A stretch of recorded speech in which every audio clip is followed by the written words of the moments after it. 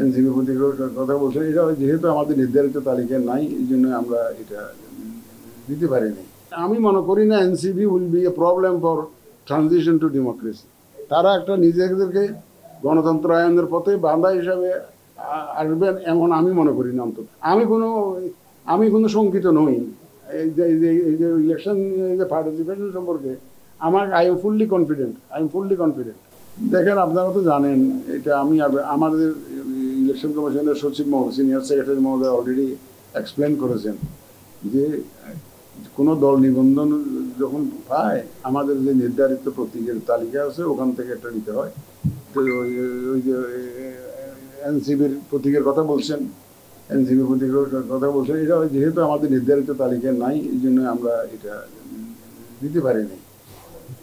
এখন এই জন্য দিতে পারি যেহেতু আমাদের তালিকাভুক্ত নয়, এই জন্য আমরা দেই নেই। এটা নিয়ে কি আর কোনো না, বিধান হলো যে আমাদের যে তালিকাভুক্ত প্রতীক আছে ওখান থেকেই নিতে হবে। এখন পর্যন্ত তালিকার বাইরে আমরা কেউ দেয়নি। অসুবিধা তো নাই।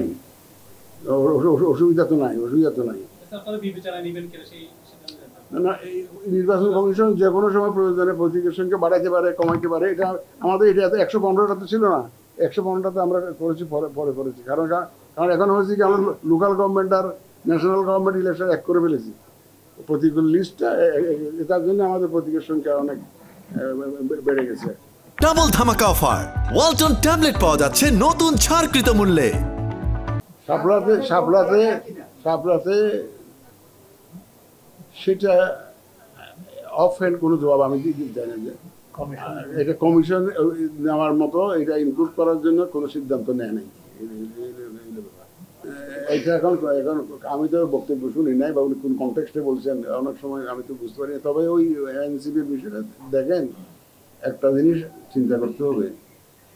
এটা আমার ফিলিং, যেটা আমি আরো বেশ কয়েকবার বলেছি, এটা যারা এনসিপিতে নেতৃত্বে আছেন এখন, আমরা দেখি আর বাহ্যত যারা দেখি বা আমাদের সাথে যারা মিটিং করতে আসেন, তারা কিন্তু 2024-এর আন্দোলনে অ্যাক্টিভলি পার্টিসিপেট করে ইনভলভ ছিলেন, এমন লোকজনই কিন্তু এই দলটা নেতৃত্ব দিচ্ছে। এবং তারা গণতন্ত্রায়নের পথে নিজেরা বাধা সৃষ্টি করবেন, এইটা আমি মনে করি না। আমি তাদেরকে দেশপ্রেমিক এবং অতিমাত কোনো অংশেই তাদেরকে কম দেশপ্রেমিক আমি ভাবতে চাই না। তাইলে তারা এরকম জান দেওয়ার জন্য রাস্তায় নামতেন না, তাই না? এই যারা নেতৃত্ব দিচ্ছে এনসিপিতে, তারা অনেক জীবনের ঝুঁকি নিয়ে এই আন্দোলন, এই অভ্যুত্থানে তারা যোগদান করেছিল, অ্যাক্টিভলি ইনভলভ হয়েছিল। সুতরাং তারাও দেশের মঙ্গল চান, তারাও দেশের ভালো চান, তারাও দেশের গণতন্ত্র চান। আমার বিশ্বাস, এবং যাতে গণতন্ত্রের উত্তরণটা যাতে সুন্দর হয়, সুষ্ঠু হয়, এটা এসে এরকম একটা পরিবেশে ওনারা সম্মতি দিবেন। এবং আমাদের দেশে ওইরকম রাজনৈতিক সংকট বিভিন্ন সময় হয়।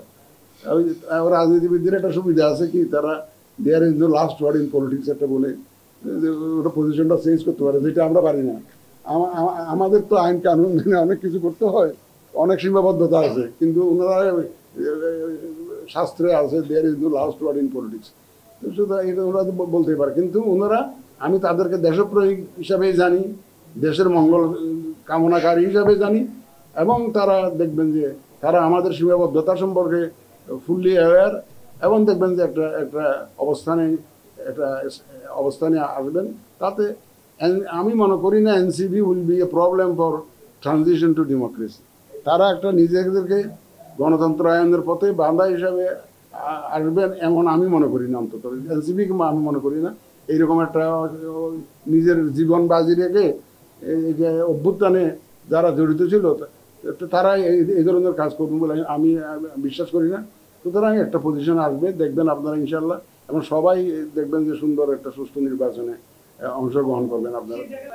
না, সেটা এখন আমি বলতে চাই না। আমাদের সীমাবদ্ধতা সম্পর্কে রাজনীতিবিদরা জানেন, এবং বিশেষ করে এনসিপি নেতৃত্ব ফুললি অ্যাওয়্যার, আমাদের সীমাবদ্ধতা জানেন। সুতরাং আমি কোনো শঙ্কিত নই এই যে ইলেকশন যে পার্টিসিপেশন সম্পর্কে আই এম ফুললি কনফিডেন্ট কারণ আপনারা দেখবেন ওয়েট করেন দেখবেন